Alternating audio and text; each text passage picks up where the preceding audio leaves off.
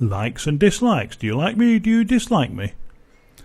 It doesn't actually matter whether somebody likes or dislikes your video. That sounds silly, but in terms from YouTube's point of view, if lots of people dislike it, they are at least watching it and engaging with it in the jargon. They're taking some notice of it. And the very fact that somebody's actually gone to the trouble of pressing the thumbs down can, in a way, work in your favour. Obviously, you have 1,000 views and every view lasts 5 seconds and 999 dislikes. It might be a point that perhaps the film isn't very good.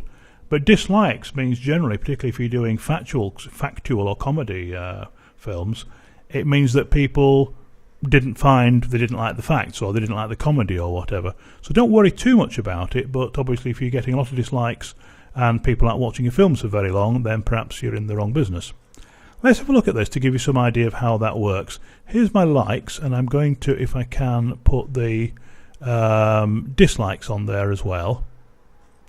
Take a few seconds. So again, our old friends, the blue and red lines there, and some meeting points there. Generally speaking, my likes are higher than my dislikes. Not always, you get odd days that are different, but generally speaking it's above. But at least people are engaging, and we can see here the total number of likes and total engagement. So on that particular film, for this period, this particular one, 452 people liked it, 160 didn't, and I've got a lot of engagement there. I'm just going to click this question mark here to show you that total engagement, so this long green graph at the end, is the sum of all likes, dislikes, favourites, added and removed, shares, comments and subscribing and unsubscribing for that video.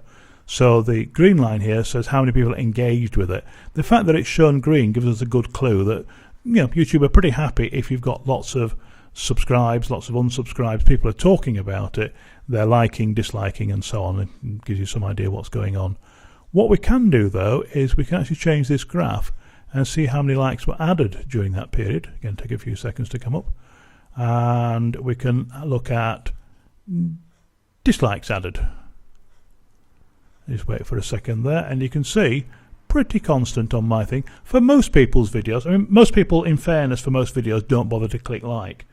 One thing that I want to experiment with, and I'll report back on this in a future video, is actually asking people to press the thumbs up. I see lots of people do that. I've no data at the moment for certain that works, so I'm not going to suggest you do it at the moment. By all means, experiment with it, but I'll experiment with that over the coming weeks and months and see how that works. But giving people a thumbs up, asking people for a thumbs up rather, may well work. I just don't know that it does. But it's all about engagement with YouTube. You need to get those retention times, as we've discussed, up.